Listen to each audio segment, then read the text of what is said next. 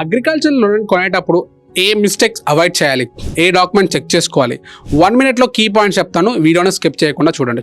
Point number 1, survey number and land type. మీరు కొనబోయే land survey number and address టైప్ని confirm చేసుకున్నారా check చేయండి. ల్యాండ్ టైప్ వచ్చేసి మనకి అజర్మెంట్ ల్యాండ్స్ ఉంటాయి, గవర్నమెంట్ ల్యాండ్స్ ఉంటాయి, ట్రైబల్ ల్యాండ్స్ ఉంటాయి. ఇలాంటి ల్యాండ్స్ ఉంటే మాత్రం కంపల్సరీ అవాయిడ్ చేయండి.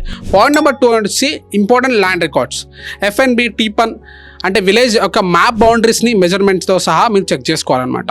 లైక్ సెటిల్మెంట్ రికార్డ్స్, సెతావర్, ఆర్ఎస్ఆర్, ఓనర్షిప్ క్లారిటీ కంపల్సరీ మీరు తీసుకోవాలి. Point number 3, owner verification.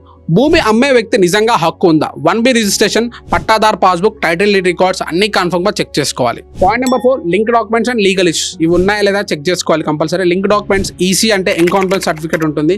ఈ సర్టిఫికేట్ చెక్ చేసుకుంటే మీ కోర్ట్ ఇష్యూస్ ఏమైనా ఉన్నాయా, దాని ల్యాండ్ మీద మీకు ఏమైనా లోన్స్ ఉన్నాయని తెలుస్తుంది అనమాట. పాయింట్ నెంబర్ 5 వచ్చేసి రిజిస్ట్రేషన్ అండ్ మ్యూటేషన్.